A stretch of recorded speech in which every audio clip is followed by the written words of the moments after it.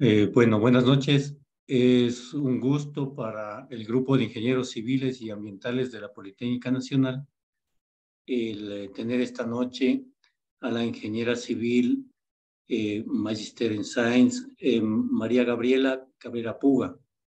María Gabriela estudió en la Universidad Católica de Santiago de Guayaquil, obtuvo una ingeniería civil, un grado de ingeniería civil y además tiene una maestría en Ingeniería Hidráulica y Medio Ambiente en la Universidad Politécnica de Valencia.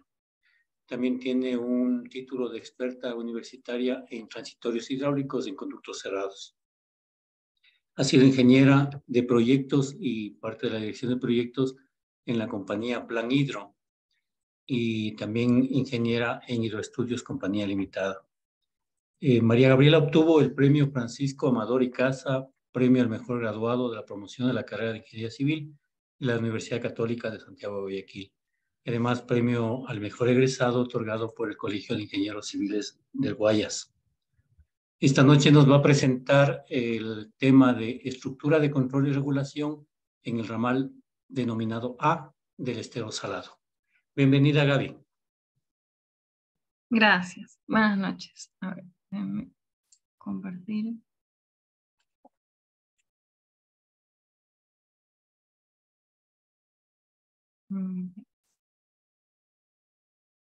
Listo. Ya. A ver, voy a presentar un proyecto en el que trabajamos en el año 2016, que era para realizar los estudios y los diseños definitivos de una estructura de control y regulación para el ramal A del estero salado. Ya. La ciudad de Guayaquil dispone de dos grandes cuerpos receptores en las descargas de escurrimientos pluviales, ¿no? El río Guayas y el estero salado. Cuerpos receptores cuyas condiciones de funcionamiento hidráulico son controladas por los movimientos cíclicos de las mareas semidiurnas. Afectan a los sistemas de drenaje pluvial de la ciudad, fundamentalmente cuando coinciden las altas mareas de Dija con precipitaciones intensas. Es decir, cuando en la ciudad la marea coincide, o sea, es marea alta, se presentan inundaciones. Esto se da más que nada en sectores que están cerca del estero salado y del río Guayas. El propósito general del proyecto es de mejorar el funcionamiento hidráulico de los sistemas de drenaje pluvial que descargan en el ramal A, consiguiendo de esta manera reducir la inundación de su área de influencia. Es decir, los sectores que están cerca del estero, que descargan en el estero, cuando estas lluvias coinciden con la marea alta, tienen problemas de inundación. El proyecto se ubicó, o sea, esta estructura de control se la planteó ubicar en la parte del ramal A, ya casi en la unión con el ramal B del estero, para poder aprovechar la capacidad de almacenamiento de todo el ramal, y así poder captar todos los colectores del sistema de drenaje pluvial que descargan en este. Además, otro punto a favor de esa ubicación es que esta estructura, o sea, el puente en sí, iba a servir como para no tener que hacer unas estructuras provisionales para la construcción de la estructura de control, ¿no? La ubicación proyectada para las estructuras del ramal A define una cuenca de drenaje de 1.300 hectáreas aproximadamente. Dentro de esta área se encuentran incluidas urbanizaciones como Urdesa Central, Urdesa Norte, Kennedy, Alborada, Lomas de Urdesa, Marta de Roldós, etc., cuyos sistemas de drenaje descargan al ramal. Entonces aquí está. Este es el ramal A para el cual se está haciendo la estructura, se diseñó, y este es el ramal B del estero salado. La estructura se ubica exactamente en este puente, justo al final del ramal. Descripción general del sector. La precipitación máxima en 24 horas registrada es de 224.7 milímetros, que ocurrió el 19 de abril de 1998. En la condición original, en el extremo inferior, se encontraba una obra de cruce construida sobre una batería de 20 alcantarillas de concreto, de aproximadamente 2 metros de diámetro, cuyo inver se ubicaba en la cota 0. Es decir, debajo de este puente que une Kennedy con Urdesa, originalmente estaban instaladas, y todavía siguen, 20 alcantarillas de concreto. Para este proyecto se realizaron, además de, o sea, para poder realizar este proyecto se realizaron actividades como la topografía y batimetría, estudios geotécnicos, estudios hidrológicos, hidráulicos, estructurales, ambientales y electromecánicos y electrónicos. En esta presentación, básicamente, se habla solamente de los aspectos hidrológicos e hidráulicos. Las condiciones de diseño que se tenían para el proyecto es que se tenía que permitir el flujo en ambas direcciones. Es decir, yo no podía construir una estructura que solamente permita el paso desde el ramal A hacia el estero, sino que también debería permitir que el agua entre desde el estero hasta el ramal, ¿no? Para poder mantener, como dice el punto 2, mantener las condiciones ambientales actuales del ramal. Es decir, yo no podía dejar que en algún momento se quede, o sea, prácticamente todo el tiempo esté seco y solamente pueda descargar hacia el estero. Otra condición del diseño era que sea un sistema sin complicados mecanismos, o sea, que pueda trabajar automáticamente, que sea de fácil mantenimiento y minimizar el impacto ambiental de la estructura. Formulación del proyecto. Como ya se mencionó, para aprovechar la capacidad de almacenamiento y poder involucrar en este sistema todos los colectores que descargaban en el ramal, la estructura se ubicó en el extremo inferior, es decir, en el puente que une la avenida Kennedy con la Victoria Emilio Estrada, ya que esta estructura iba a servir para la construcción y así evitar costos de estructuras transitorias. Se determinó que la mejor ubicación ya dentro de este puente era la zona que está aguas abajo de este enlace, que tiene una zona peatonal, un área peatonal más amplia que la otra vía. La conexión entre las alcantarillas, las 20 alcantarillas existentes, se propuso hacerla a través primero de un canal de distribución para luego pasar a las válvulas.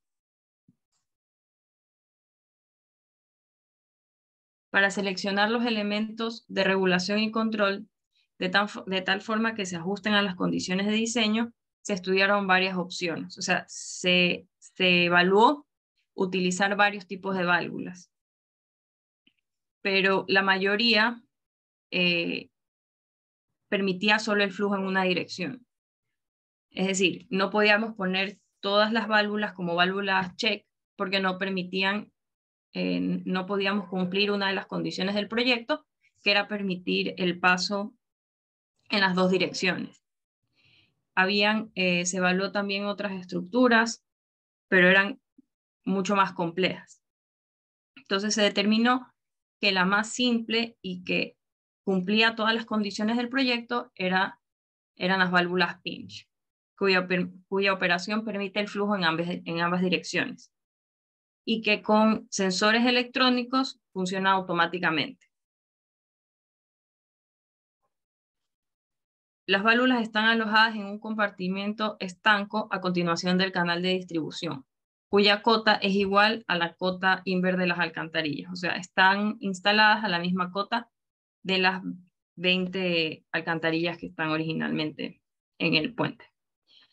Para el dimensionamiento y el cálculo, tanto del canal distribuidor como del compartimiento para alojar las válvulas, se realizaron los correspondientes estudios geotécnicos y estructurales. La estructura de concreto reforzada que conforma la obra de regulación y control está constituida por el canal de distribución y el espacio anexo para alojar las válvulas. Esa es ya la vista en planta de la estructura y la vista en elevación. Se dispuso la ubicación de 5 válvulas pinch, luego válvula check, 5 válvulas tipo pinch y válvula check y así. O sea, se las agrupó de 5 para tener como distribuidas las válvulas, las 2 válvulas check que se colocaron en el diseño. Estas válvulas check están básicamente por seguridad. O sea, es decir, si en algún momento los niveles suben y por A o B motivo las válvulas pinch están todas cerradas y no permiten la salida del agua desde el ramal A hacia el estero, las válvulas check sí lo van a permitir.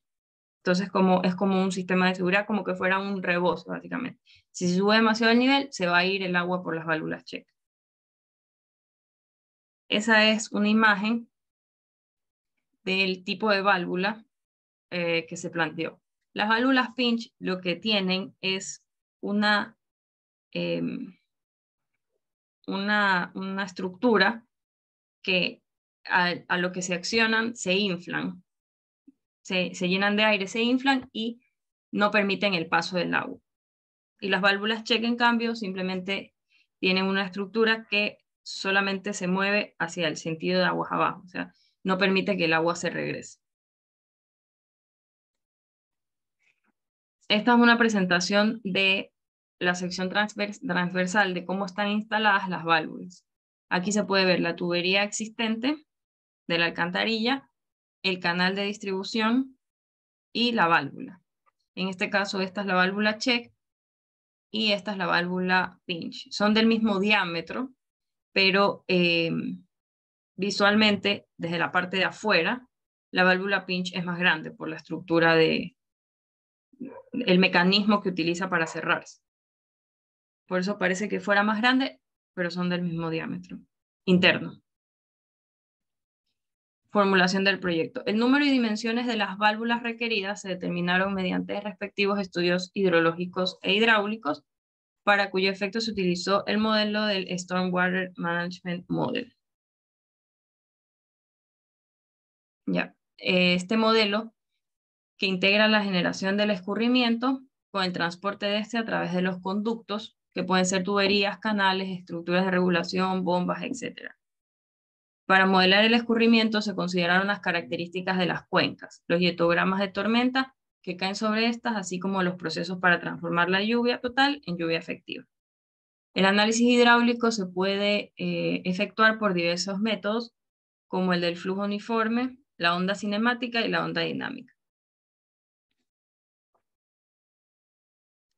Los parámetros que se emplearon para la modelación son las características físicas del ramal A del estero, las características físicas de la cuenca y su red de drenaje, hietogramas y mareas. La cuenca del estero, aquí se puede ver, es toda esta área para el ramal A. Esta es el área para el ramal B. Esta es el área para la que nosotros hicimos el proyecto. Las características físicas del estero.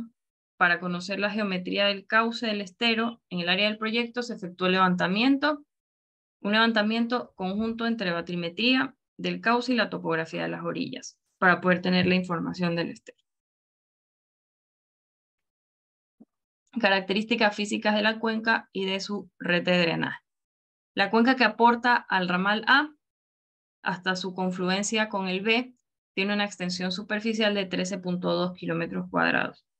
El área está totalmente urbanizada, siendo el uso de suelo mayoritariamente residencial. Se preparó una configuración completa de la cuenca empleando la cartografía del IGM y los levantamientos topográficos efectuados para el proyecto. Con respecto a los hietogramas, se elaboraron hietogramas a partir de las ecuaciones pluviométricas preparadas por Interagua, utilizando el método de los bloques alternos. Y como una comparación, se realizó también hietogramas de 4 horas con la ecuación desarrollada por el INAMI para la estación de Guayaquil. Estas son las ecuaciones que se utilizaron. Se utilizó para periodos de retorno de 2 años, de 2, 5, 10, 25, 50 y 100 años. Y la de la ecuación pluviométrica del INAMI. Esa solo será para 25 años. Aquí se puede ver el hietograma ya, o sea, una vez que con estas ecuaciones se realiza el hietograma, se acumula el hietograma y esa es la información que se ingresa al modelo. Ahí están los diferentes gráficos para los diferentes periodos de retorno. Con respecto a la marea, el Instituto Geográfico de la Armada, mediante mediciones con regla ubicadas en una columna del puente, tiene registrada la variación de los niveles de marea en ese sitio. Tomando un promedio de esas mediciones y transformando las alturas de marea en cotas, se elaboró la curva, que representa la variación de los niveles del agua en el tramo B del estero. Ahí se puede ver la curva de la variación de mareas que utilizamos para el proyecto. Ya una vez ingresada toda esta información en el modelo, se puede simular para poder conocer el comportamiento del sistema. Para esta modelación, en esta modelación se plantearon 2 escenarios. El primero, simular el sistema actual, o sea, solamente con las 20 alcantarillas, sin poner ningún tipo de estructura de control. Además de este escenario se lo modeló de 2 formas, con la situación 1 y con la situación 2. La situación 1 lo que presenta es, en el tema de marea, la marea subiendo y que alcanza el pico cuando cuando el hidrograma que llega a este punto llega a su pico, o sea, coinciden los picos, que vendría a ser el escenario más crítico. El nivel de inicio en el tramo A, como no hay ningún tipo de estructura, coincide con el nivel en el tramo B. Y para las lluvias se evaluó la de periodo de retorno de 2 a 100 y la de 4 horas para 25 años del INAMI. Y en la situación 2, se consideró que la marea inicia baja y va subiendo. Entonces, el nivel del agua en el estero está en el límite, que es la cota Inver de las alcantarillas, que es aproximadamente 0 metros sobre el nivel del mar. Para esta, como no era la situación más crítica, solamente se la evaluó para 10 y 25 años de periodo de retorno. Los resultados de las simulaciones muestran los sitios donde el sistema de drenaje se desborda y generan inundaciones. El programa calcula el volumen de inundación, lo cual se convierte en una herramienta a la hora de comparar los comportamientos del sistema frente a diferentes situaciones. Es decir, nosotros teníamos un modelo completo del sistema de drenaje pluvial de todo el sector, de todo el ramal A. Entonces, ingresamos la información del estero, ingresamos la información de la lluvia, de la marea, y al correr el modelo da información en cada nudo, que son estos nudos que se ven aquí en el dibujo, de niveles de volúmenes de inundación. Es decir, el modelo calcula cuando ya la tubería del sistema de drenaje se llena, el agua se sale del sistema, calcula ese volumen y lo da como un valor de resultados, el sistema. Entonces, otra cosa que se consideró para este esquema es que se dividió el sector, o sea, la cuenca, en 2 sectores, en el sector aguas arriba y en el sector de aguas abajo. Es decir, aquí empieza el ramal A. Entonces, todo este sistema se vio en la simulación que no se ve muy influenciado por los niveles de marea, ni por los niveles del estero. Entonces, para evitar que eso me afecte en los resultados, en las comparaciones que íbamos a realizar, se los separó. Entonces se los consideró como aguas arriba y todo el sector que estaba más cerca del estero se lo consideró como aguas abajo, como el área que en realidad iba a haber mejoras con la estructura. Esta es la tabla resumen de los volúmenes de inundación que se obtuvo con la modelación. Entonces tenemos el escenario 1, la situación 1, que es cuando la marea coincide con el pico del hidrograma. Entonces tenemos aquí el de 25 años para la situación 1 y el de 25 años con la ecuación del INAMI para la misma situación, con valores similares, es decir, que sí se puede, o sea, dan valores similares, porque ahí lo que cambia solamente es la tormenta que se está ingresando, ¿no? Y en la situación 2, para el mismo escenario, que se hizo solo para 10 y para 25, se puede ver cómo el sector de aguas arriba casi el sector de aguas abajo sí se ve afectado por esos niveles de marea. Es decir, en esta situación, el estero inicia la simulación con los niveles bajos, o sea, como que estuviera seco. Entonces permite que descargue mejor el sistema de drenaje fluvial, pero no afecta prácticamente a la zona que está aguas arriba, solamente a la zona que está cerca del estero, o sea, el sector de aguas abajo. Este es el hidrograma en la descarga para 10 y para 25 y variaciones en los niveles para 10 y para 25 años. Esto es uno de los resultados que se pueden obtener de estas modelaciones. Para el escenario 2 ya se incluyó la estructura. Es decir, las 15 válvulas check, las 15 válvulas pinch con las 2 válvulas check. Ya. Se determinó que el número necesario de válvulas era 17 de 1.8 metros de diámetro. Por seguridad de operación, de estas 17, 2 son válvulas check. Para poder determinar que eran 17 válvulas, se hicieron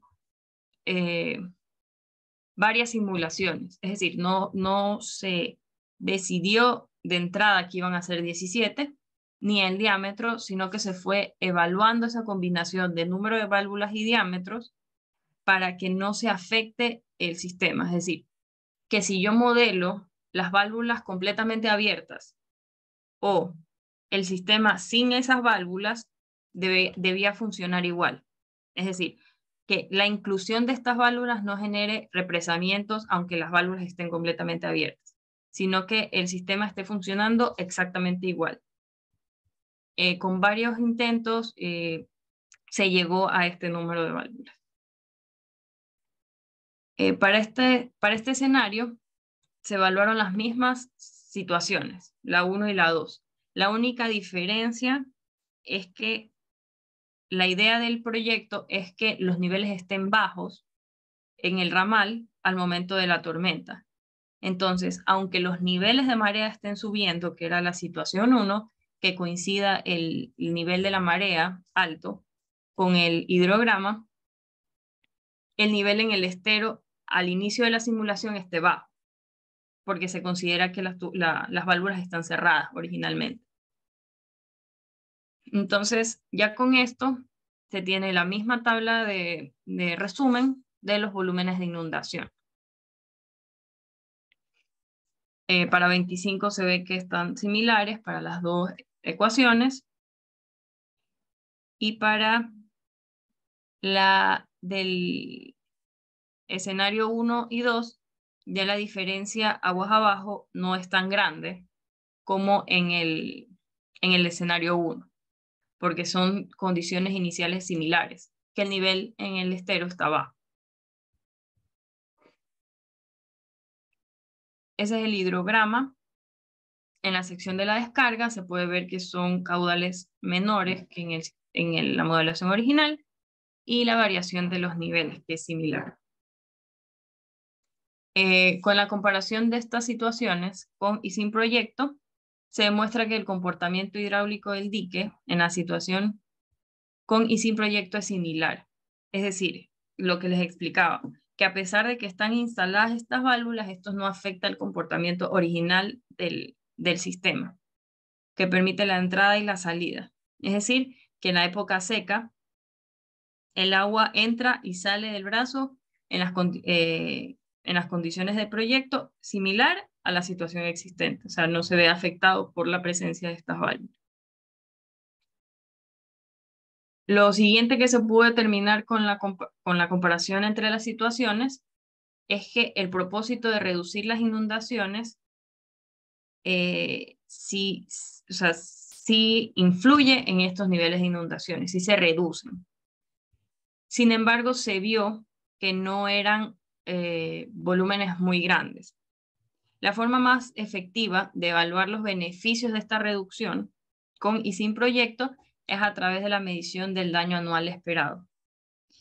En el presente caso, el daño está relacionado directamente con los volúmenes anuales de inundación esperados para ambas situaciones. Entonces, se hizo el análisis de el valor anual esperado, que es el volumen de inundación que se presenta para cada periodo por la probabilidad de ocurrencia de ese evento.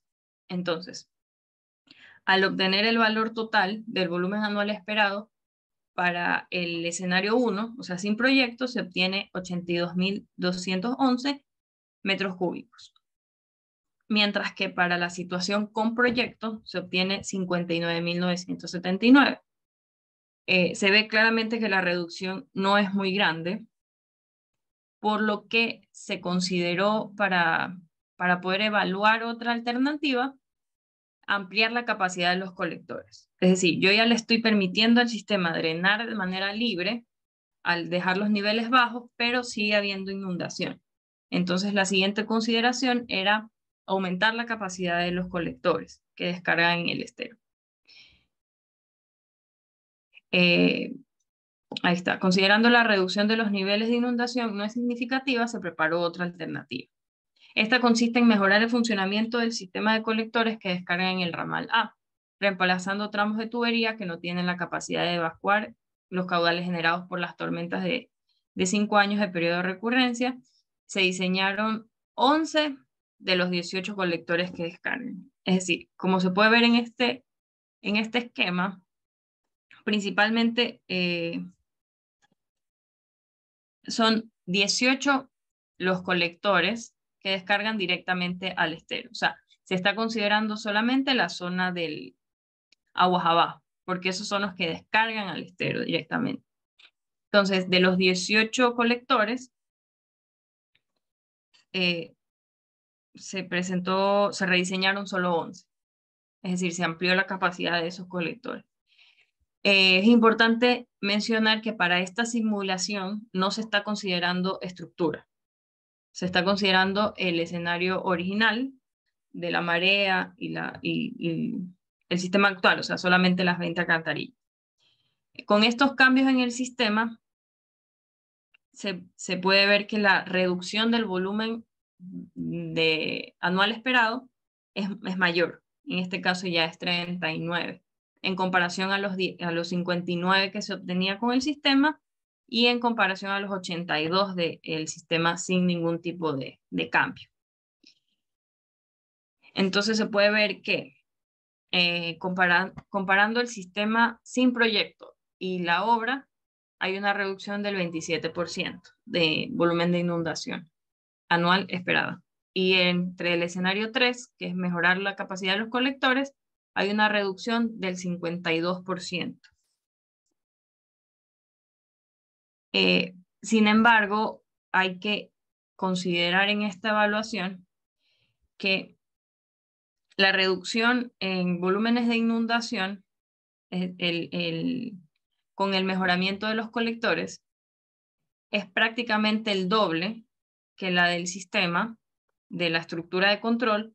Sin embargo, cuesta 200% más que la estructura. Es decir, la relación beneficio-costo demuestra que la estructura de control es la más conveniente. Es decir, el cambio de las tuberías sí genera mejoras, pero es mucho más caro que la estructura. Aquí estoy presentando unas imágenes, eso ya se construyó, entonces son imágenes del proceso constructivo, ¿no? En este caso se puede ver en esta imagen tapones que se colocaron en las alcantarillas para poder hacer los trabajos. Aquí se puede ver la zona peatonal que se encontraba en la parte de aguas abajo del puente, o sea, de la zona que está más cerca del estero, donde se iba a colocar, que había mucho más espacio para la casa de máquinas, la instalación de la cámara de válvulas y todo esto, ¿no? Ahí hay unas cuantas imágenes del proceso constructivo y esta es una de las válvulas check. Estas son las válvulas tipo pinch. Y aquí están en la colocación en la instalación de las válvulas. Que se puede ver que son 5 válvulas pinch, una válvula check, de ahí 5, una check y las otras 5. Y eso, son las imágenes, ¿no? Aquí ya se ven instaladas las válvulas pinch. En esta imagen están cerradas. Ahí se puede ver la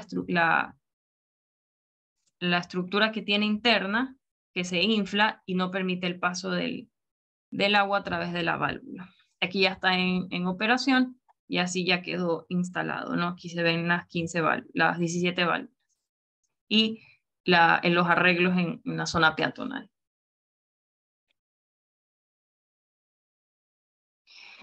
Para la operación y el control del sistema se tienen elementos que son los medidores de nivel del agua, medidores de conductividad y pluviómetro.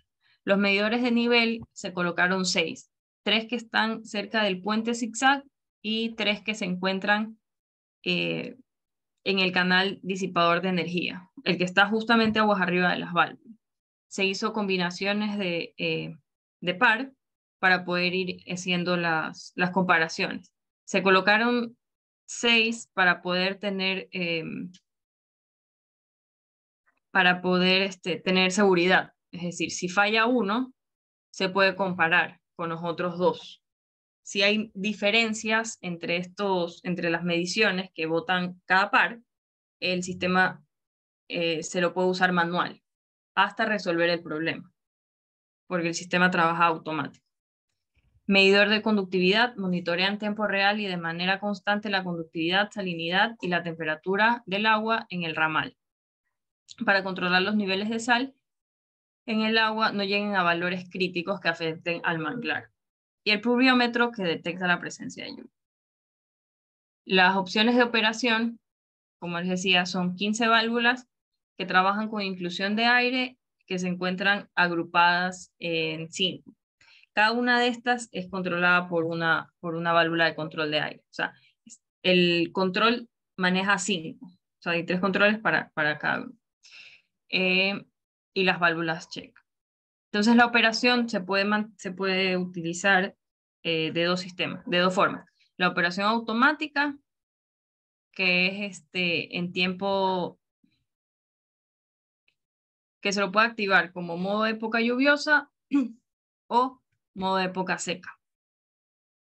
Y el manual, que es en época seca, simplemente las válvulas están completamente abiertas, y en época lluviosa, a través del cuarto de control, se determina si van a estar abiertas o cerradas.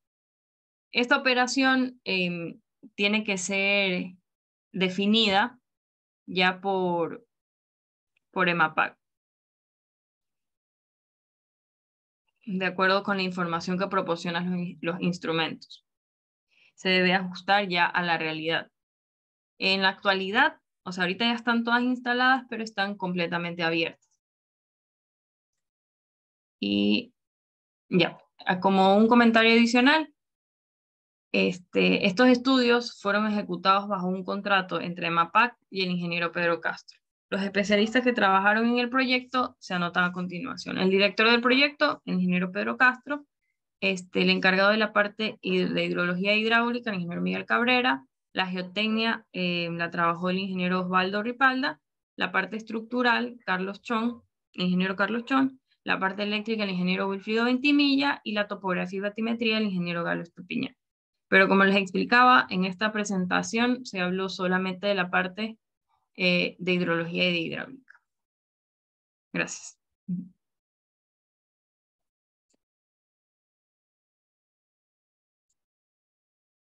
Gracias, Gabriela. Entonces, podemos empezar el conversatorio. Si alguien quiere hacer una pregunta o algún comentario, por favor. Adelante, Remigio. Gabriela, muchísimas gracias por esa explicación bastante sucinta para un problema bastante grande. En realidad, creo que creo que debemos aprender para hacer las presentaciones cortas, precisas, adecuadas para tener una idea global también. Aunque, para ser sincero, no he visto este tipo de obras, sino cuando recibimos la clase de hidráulica marítima en la poli hace, no digo cuántos años para que me diga, uy, qué viejo que ha sido. Pero bueno, alguna vez recibimos una explicación de un famoso ingeniero marítimo que nos daba clases de hidráulica marítima en la poli, y veíamos este tipo de obras muy interesantes que nos parecían a nosotros para otros países, para otras realidades, etcétera, ¿no? Yo ya tengo unas dos cuestiones más bien, bastante precisas para preguntarle. Es posible que lo haya dicho, pero por un asunto familiar tuve que salir un ratito. Es posible que sí lo haya dicho. ¿Cuál es el periodo de vida útil del proyecto? Y segundo, ¿por qué no se trabajó con periodos de retorno, llamémoslo así, un poquito más complicados, ¿no? Digamos de 200 o a 500 años. En muchos de este tipo de obras usted sabe que la hidrología normalmente es un poco más conservadora e incluso hablan de periodos de retorno de 1000 años, ¿no es cierto? Pero claro, todo depende también de la información que se tenga. Pero esas dos inquietudes son las que yo tengo, y nuevamente, Gabriela, le felicito por su exposición muy brillante y muy sucinta. Gracias, Gabriela. Gracias, Fernando. Gracias. Normalmente estas estructuras para estas zonas se trabaja para 25, me parece que no sé si era por norma o recomendación, se trabajaba para 25 y 50. Nosotros adicionalmente incluimos la de 100. Pero originalmente el proyecto estaba planteado para 20, no recuerdo si era 25 o 50. Yo no sé cómo, para no interrumpir, no sé cómo alzar la mano, qué sé yo, si puedo hablar sin ningún problema. Habla nomás, Miguel. Ya, a ver. Esta es una obra que tuvo un costo ya final, creo que como 6 millones de dólares, ¿no? 6 millones, sí. Si ustedes pueden ver el cuadro donde se analiza el daño anual esperado, que está muy vinculado con el volumen anual de inundaciones esperado, entonces se dan cuenta que para probabilidades, para eventos de retorno de 200 años, cuya probabilidad es 0,005, ¿no? Así sería, ¿no? Porque la de 100 años es 0,01, la mitad es 0,005. Entonces,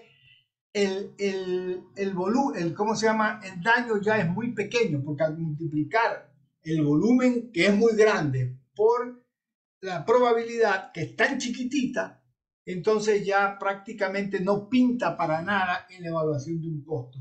Esto yo creo que eventos de recurrencia más grandes deben de utilizarse cuando existen riesgos de pérdidas de vida, como caso de presas y todas esas cosas, ¿no? Donde se producirían en caso de falla desastres, ¿no? Muy grandes. En este caso son inundaciones, se va a inundar un poco más, pero como son eventos de muy rara ocurrencia, entonces probablemente no se justifica llegar a más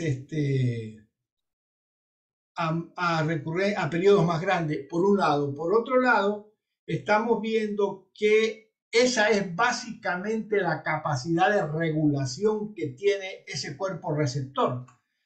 Entonces, no, ese cuerpo, digamos, no tanto como, bueno, sí es un cuerpo receptor, ¿no? Entonces, al yo poner las válvulas, tengo una capacidad de regulación y eso es lo que estoy tratando de aprovechar al máximo esa capacidad. Eso es todo, ¿no? Eso es lo que a mí se me ocurre en este momento como una respuesta a esa inquietud. De acuerdo, Gaby. No sé si tienes otro comentario en la pregunta de Remigio. La vida útil del proyecto, disculpa, más o menos es para 50 años o más, no sé. Gracias, Miguel. Bueno, en realidad ese tema yo no podría en este momento responder eso porque eso estaría vinculado con el deterioro de los cauchos, de las membranas estas que son las que cierran o abren la válvula, ¿no? Porque es lo que creo que se va a dañar primero, ¿no? Porque se mete el aire, se cierra, se saca el aire, se abre, eso se va a deteriorar en un determinado periodo. En realidad no lo sé, no lo sé, no podría contestar eso.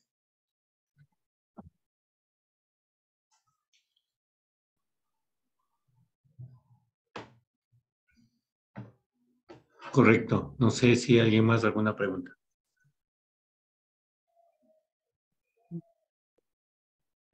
Gaby, en primer lugar, agradecerte y felicitarte por la exposición tan clara que lo has realizado y como dijo Remigio, tan sucinta. Lamentablemente, como te digo, estoy bastante enfermo, estoy en cama, pero bueno, siempre el interés de aprender algo más es lo que impera en nuestra forma de ser. Yo me quedé un poquito no muy claro con el tema de que tú manifestabas de que se hace el sistema de aguas lluvias. Yo no sé si en Guayaquil tienes separado el sistema de aguas lluvias y el sistema de aguas servidas en ese sector principalmente. Correcto, porque claro, si es que fueran aguas servidas, en vez de las válvulas que tú has propuesto, se podría utilizar las Tide Flex, que son justamente para controlar este tipo de aguas sucias, llamémoslo así, que no puedan ingresar en cualquiera de los dos sentidos.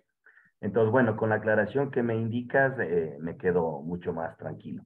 En cuanto a lo que decía el ingeniero Miguel, es correcto, o sea, son proyectos que con 25 años para drenaje pluvial cumplen satisfactoriamente, o sea, no hay necesidad de manejar periodos de retornos más altos, porque la vida o el periodo de vida útil también de estos elementos no superan los 20 años.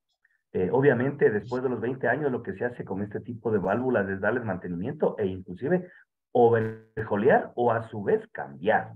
Entonces, vida útil de 25, periodo de retorno de 25 es más que suficiente, tenemos un riesgo bajo, con el cual, como decía el ingeniero Miguel, eventos muy especiales, muy esporádicos, se regulan fácilmente. Eso eran mis inquietudes básicamente, Gaby, pero lo contestaste muy claramente. Yo tenía mis dudas en esta separación de aguas y consecuentemente decía, ¿cómo vamos a poder regular de esa manera? Muchas gracias, Gaby. Yo quisiera hacer un comentario adicional a lo que dice el ingeniero Cova.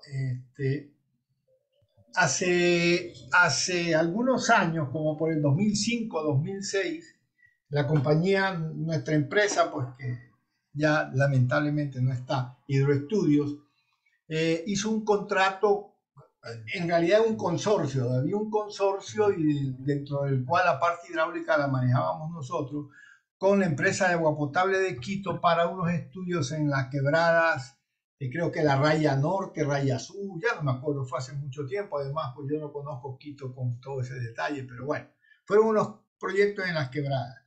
Ahí hicimos un análisis para obtener la frecuencia óptima de diseño. Evidentemente los riesgos de allá son mucho más fuertes que los de acá, porque acá lo que va ahí es una inundación, el agua sube, luego vuelve a bajar y se acabó. Pero en Quito pues hay los problemas, pueden haber problemas de deslave, pueden haber arrastre ¿cómo se llama?, de lodo y todas esas cosas. En estos sectores no, porque son prácticamente todos planos. Entonces nosotros hicimos un análisis para determinar la frecuencia óptima de diseño, haciendo justamente el análisis del daño anual esperado. Y encontramos que la frecuencia óptima de diseño, es decir, un equilibrio entre el costo de la inversión y el costo de los daños esperados, era 25 años. Al menos para el sector en el que nosotros hicimos el estudio, se encontró una frecuencia óptima de 25 años, lo que más o menos coincide con lo que dice el ingeniero Cox, ¿no? Ese era mi comentario. Sí, Gabriela, tu comentario, por favor.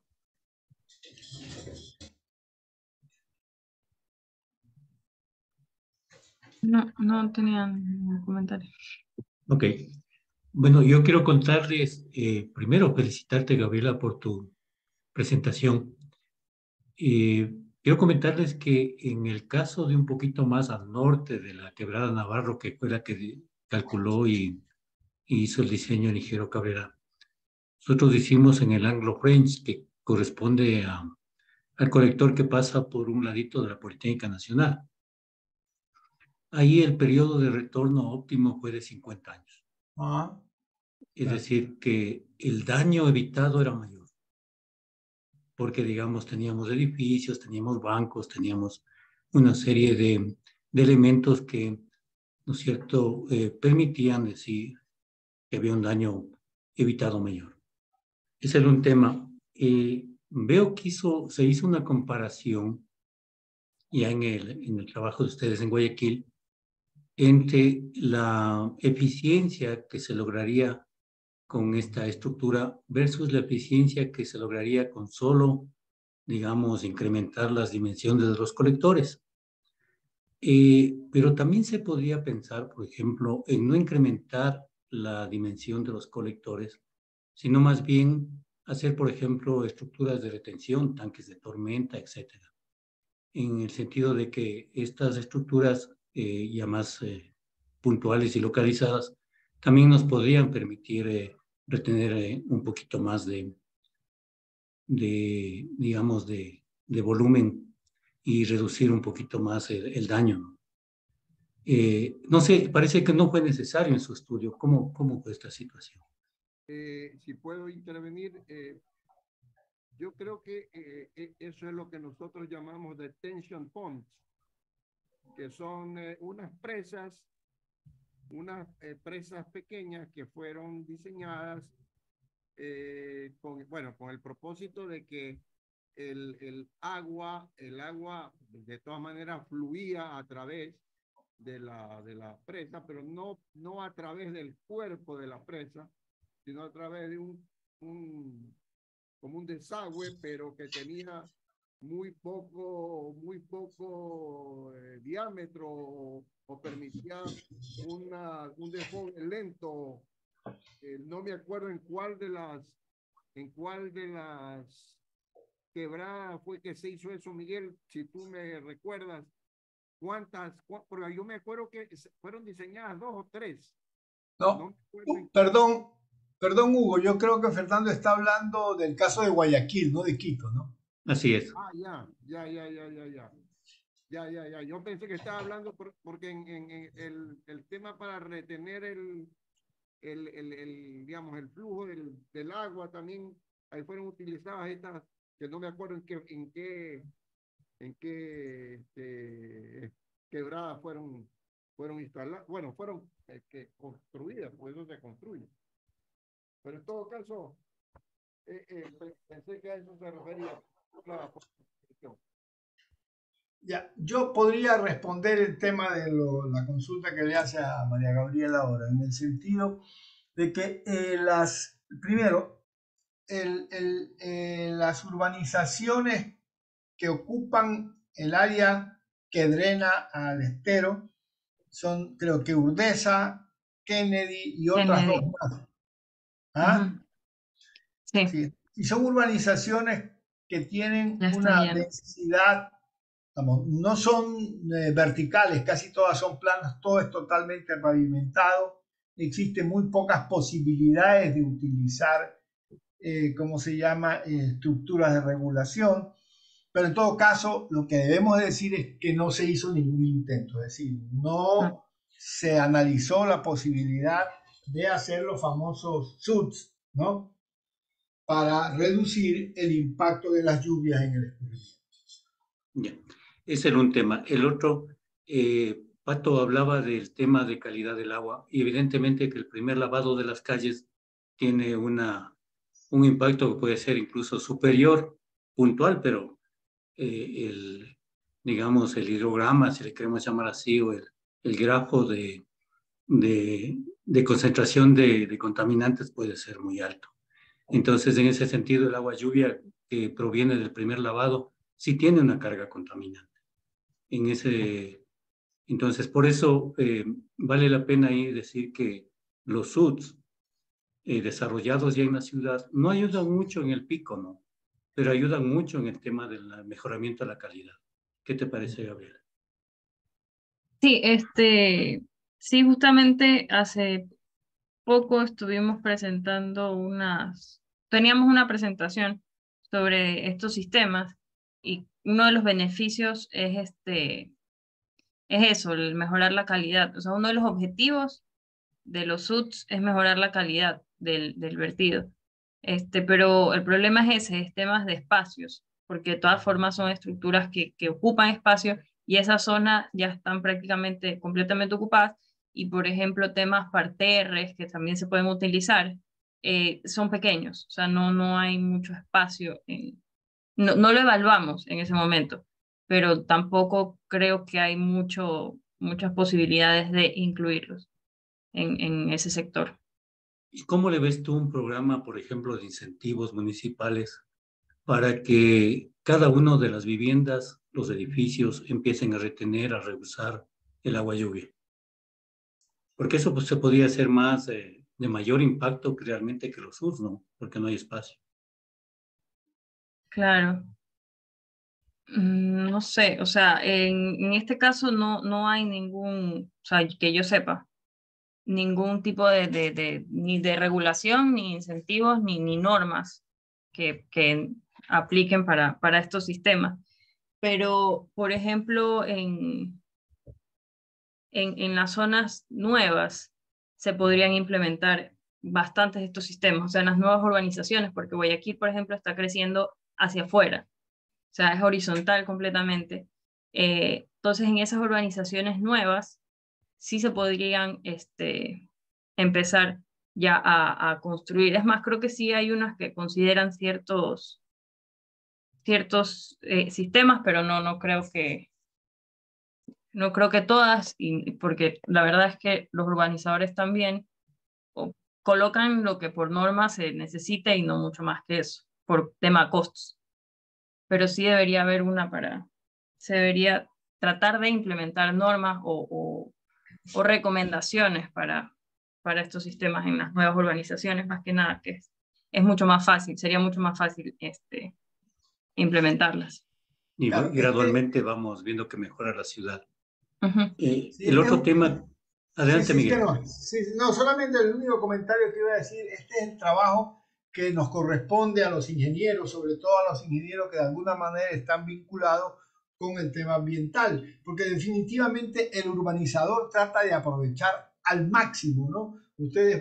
Nosotros hemos estado trabajando ahora con urbanizaciones, en diseño de algunas urbanizaciones, y para ellos, pues, economía, no, ponme un tubo más chico, no puedo ponerte uno más chico porque se van a inundar, pues, ¿no? Entonces, yo creo que, y a quienes deberían de trabajar mucho en esto son las universidades. Lamentablemente, yo a ustedes los felicito porque, claro, ustedes no están, no son ex de la Politécnica y están reunidos siempre tratando de encontrar soluciones y analizando los problemas que hay, pero debería de la universidad salir un poco hacia afuera para, pues, poder influir de alguna manera, influenciar de alguna manera en las decisiones municipales. Por ejemplo, en países como en Brasil ya hay ordenanzas que a ustedes le dicen, señor, esta cuenca tiene una producción de agua la cuenca natural tiene tantos metros cúbicos por segundo. Ustedes urbanicen, pero ustedes me botan esos mismos metros cúbicos por segundo del agua de drenaje. No, vean lo que hacen, ¿no? Entonces, así debería ser más o menos la cosa. De acuerdo, Miguel. Ahora quiero plantearte otro tema, Gabriela y Miguel y Hugo. ¿Cuál es la diferencia de nivel entre aguas arriba y aguas abajo? ¿Y por qué les planteo esta pregunta? Evidentemente que la válvula, bueno, la marea tiene un sentido, ¿no? Depende de la hora. En unos momentos está hacia aguas abajo y otro momento está hacia aguas arriba. Pero en definitiva, al poner la válvula, lo que nos genera es un delta H, que puede ser aprovechable. Entonces, sí se podía pensar, en lugar de la válvula, en un futuro, colocar una turbina por ahí y empezar a generar. Y entonces ahí yo tendría un beneficio adicional que me permitiría mantenerle a todo el sistema. ¿Qué les parece?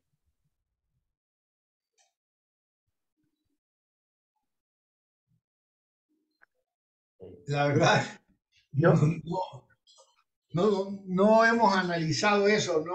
Las diferencias de niveles son diferencias pequeñas, ¿no? Ahora, yo realmente no manejo el tema de generación hidroeléctrica, pero, pues ¿cómo se llama? La de las mareas, la fuerza motriz de las mareas, pero no sé, las diferencias deben de ser tal vez 3 4 metros, ¿no?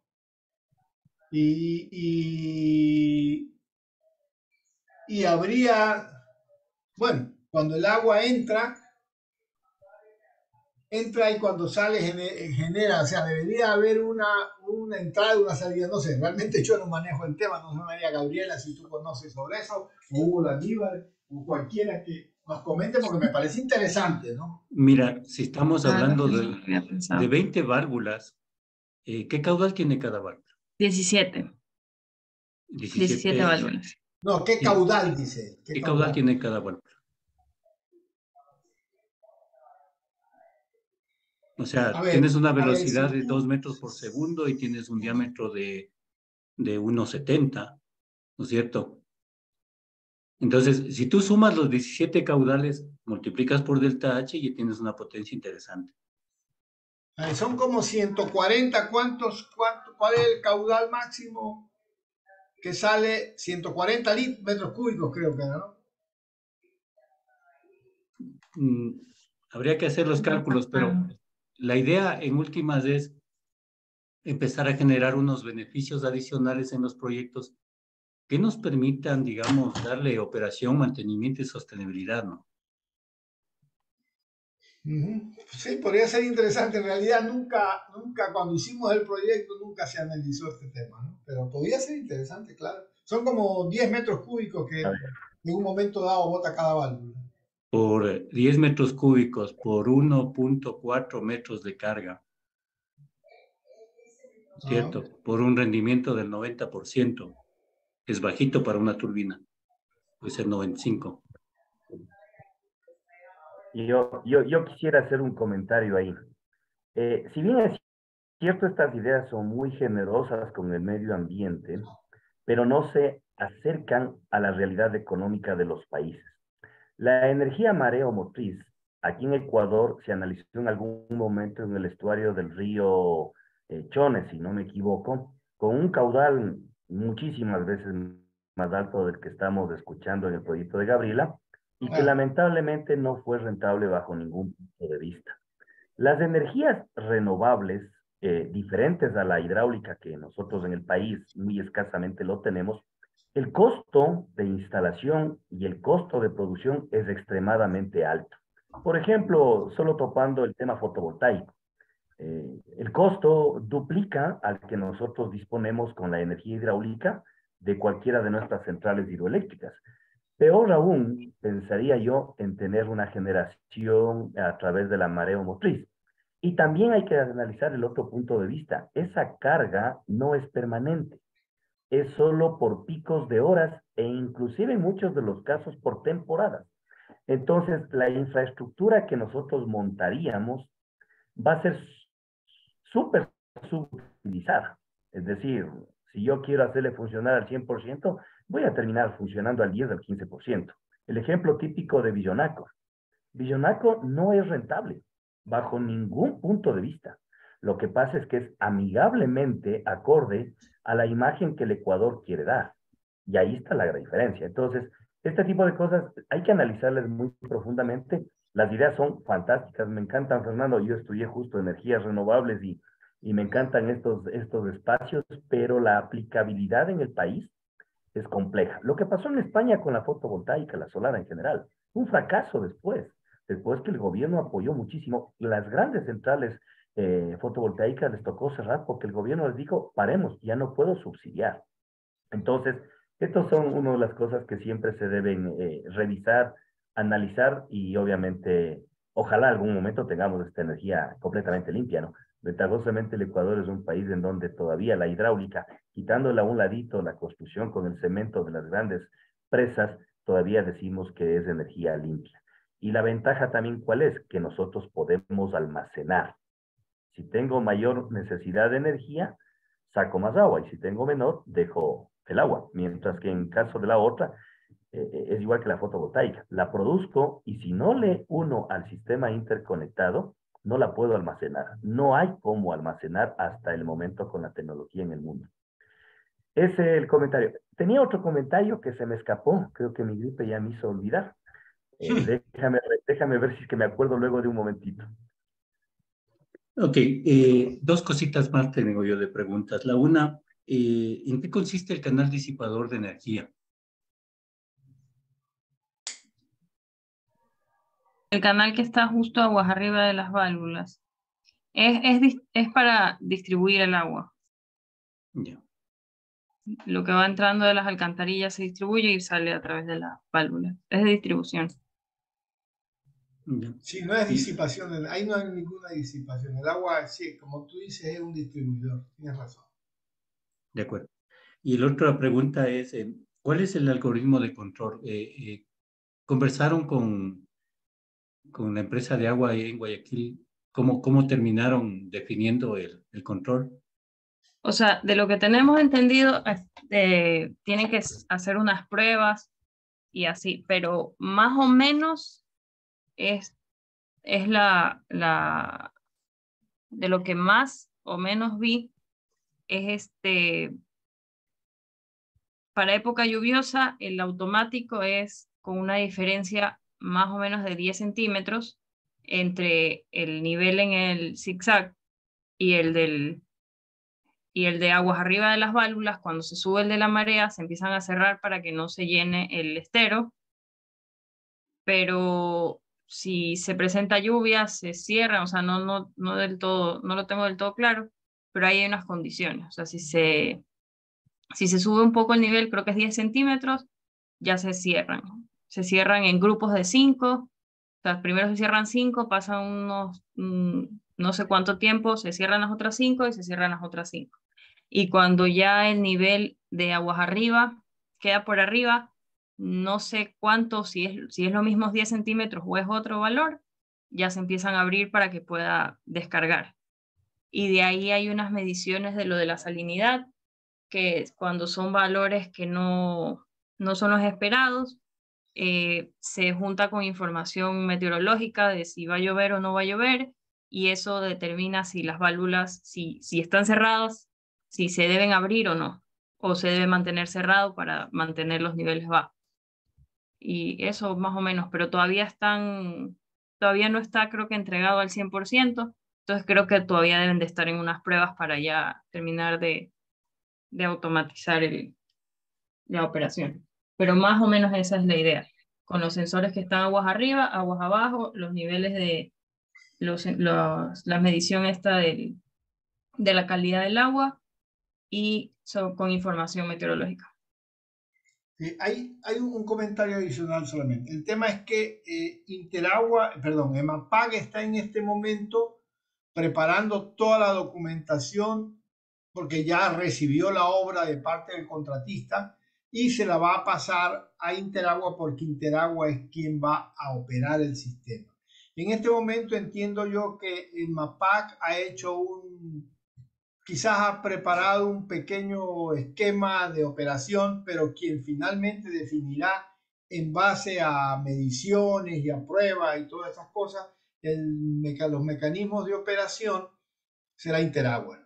En todo caso, la idea es que en la estación lluviosa se trate de mantener el nivel del embalse, o sea, del estero, lo más bajo posible para que pueda cumplir con su trabajo de regulación, ¿no? Y probablemente, como dice María Gabriela, cuando ya el desnivel sea muy pequeño, abrir la válvula para que el agua pues no vaya a generar más problemas de inundación todavía.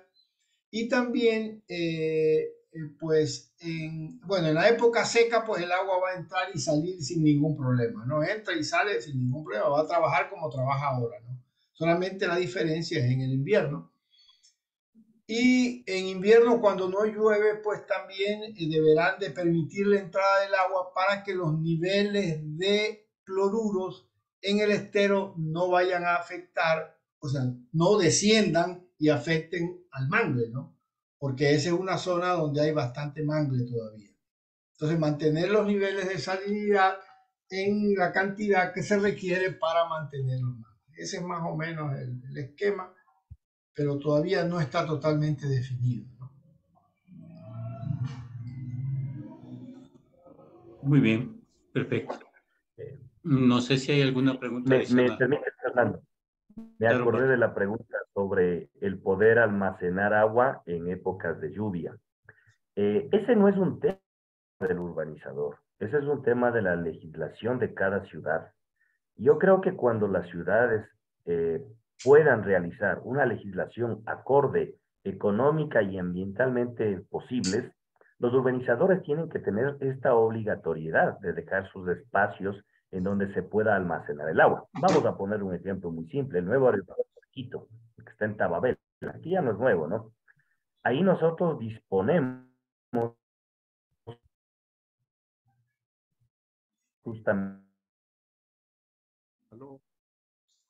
Patricio, tenemos problema con tu... ¿Puedes de repetir la grandes pregunta? lluvias, se acumula. ¿Sí me escucharon? No, repite por favor la última.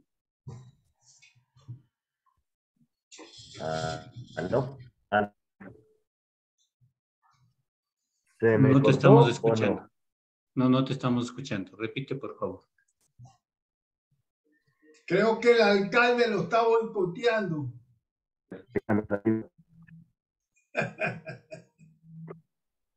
Estoy enfermo, ese es el problema.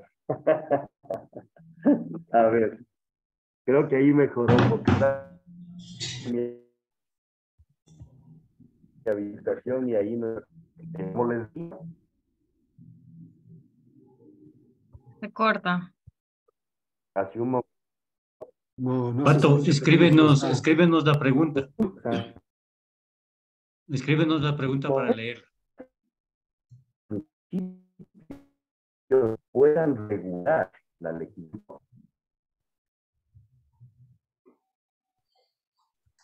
Entiendo, lo que Patricio está indicando, me parece a mí, es que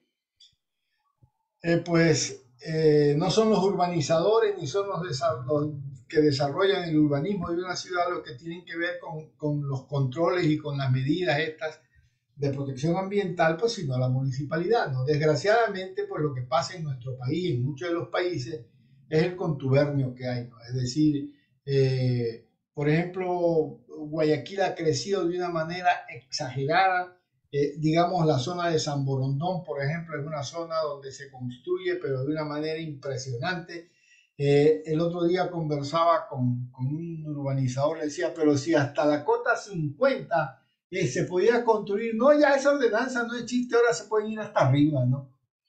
Entonces, ese es el gran problema que hay, por eso es que los ingenieros o los que están vinculados con el medio ambiente deberían estar permanentemente en la lucha, ¿no? Le digo, cambian. Aquí en Guayaquil están pasando cosas terribles, ¿no? Aquí pasan cosas terribles. Hay una bronca terrible en Los Ceibos porque quieren construir un edificio de no sé cuántos pisos en una zona que supongo yo era solamente para construir dos plantas. Entonces van a afectar a la red de alcantarillado. Y no, el tema del tráfico vehicular es terrible, ¿no?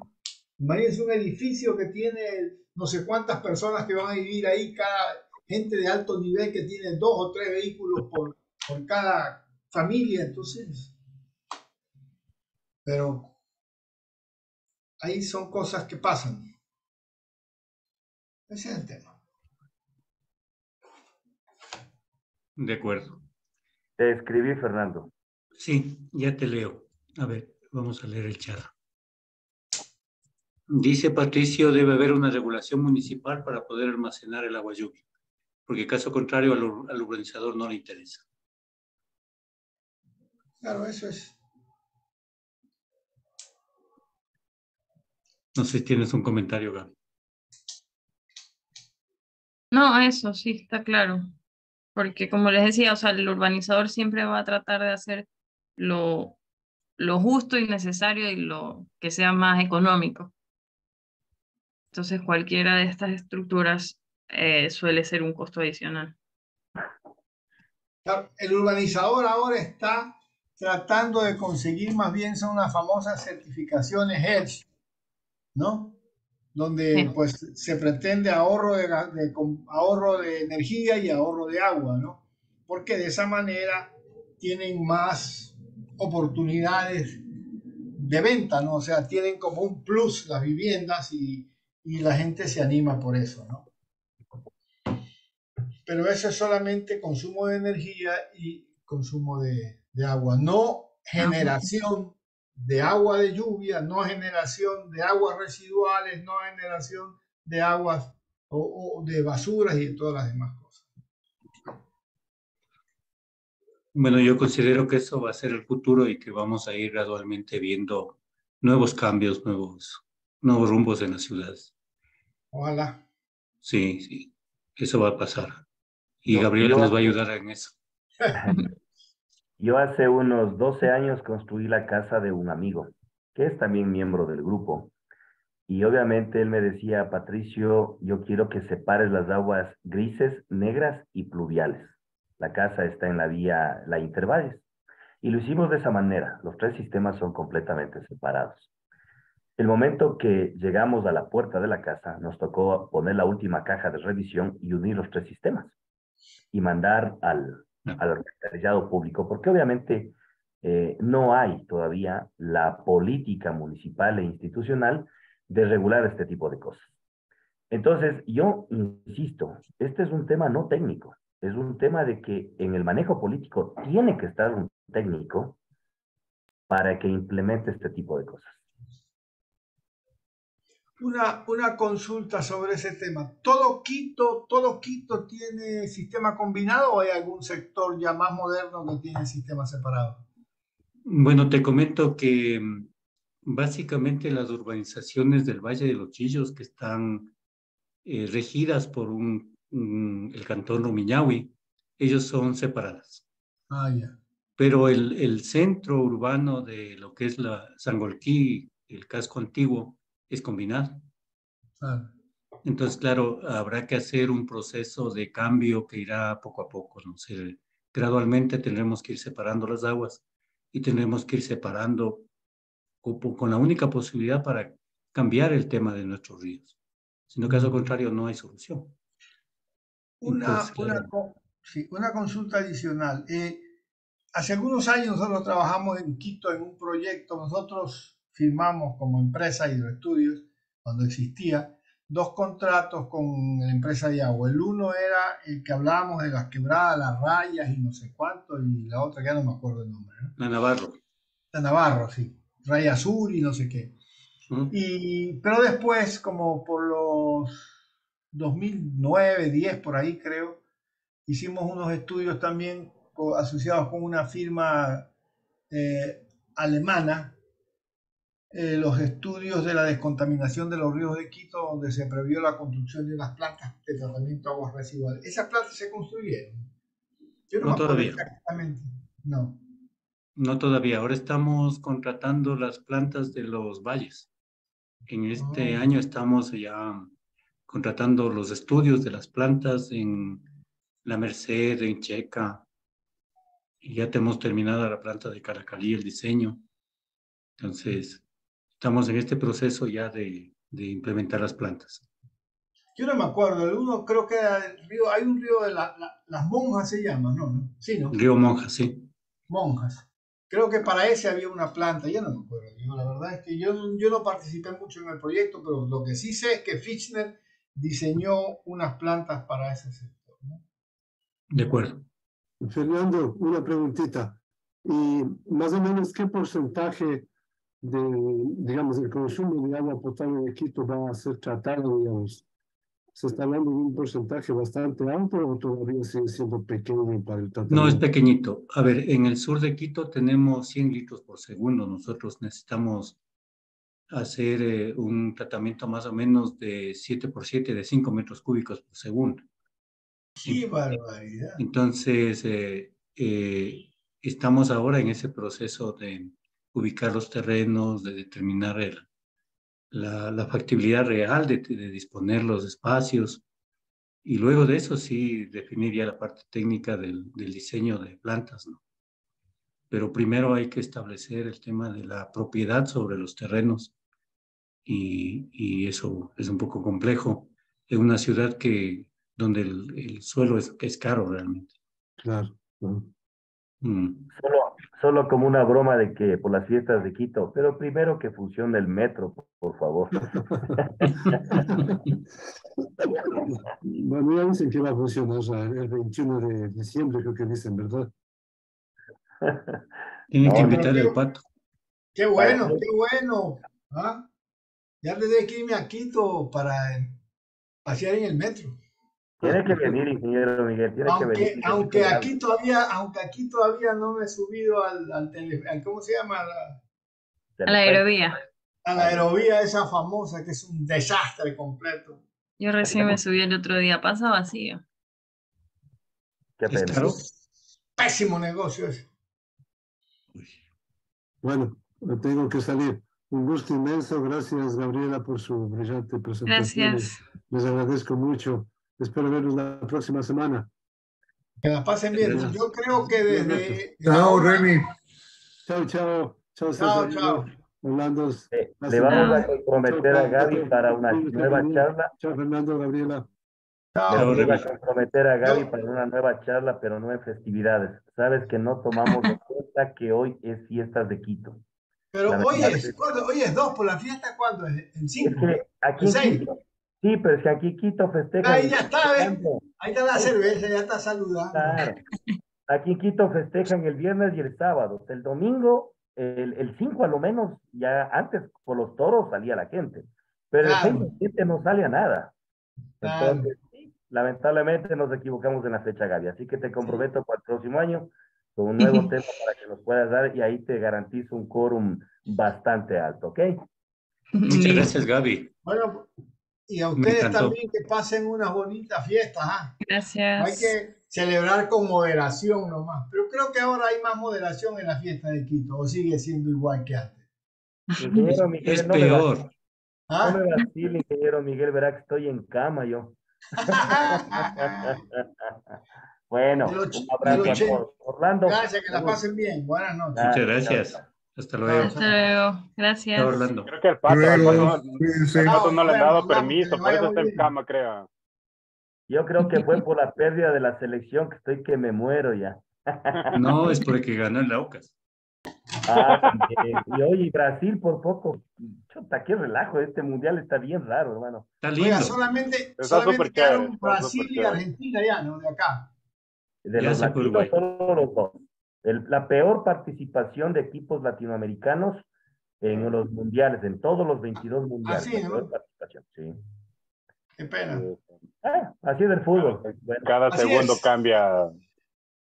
Cambia bueno. Yo sí, ya empecé a celebrar, así que, bueno, siempre. Una buena noche. Salud, que la Buenas pasen noches, bien. Orlando. ¿Ah? Gracias. Hasta luego. Chao, Gracias. chao. Buenas noches. Gracias, Gracias. Gaby. Chao, Chao, chao. chao. Chao. Chao, Pato, que te mejores. Gracias, un Chao. abrazo. Mandarásme el link. Sabes que no he subido los videos últimamente. No se me Sí, subió, no sé subamos por ya. qué. no se me subió el otro día y me tocó anular 3 videos. Y he A lo pasado, mejor nos está faltando ya memoria, verás. no, Ya me de parece reunirnos la próxima semana para conversar ya los temas de con, estos, con José Luis, y de, porque sí, sí, Kiko de parece que capacidad de está, memoria y todo eso. como él le modificó, parece que hubo algún hecho. Un abrazo Hecho. a todos. Gracias. Chao, Sí. Orlando. Chao. Qué gusto. Chao. Una buena noche. Buen fin de semana. Chao, chao. Chao.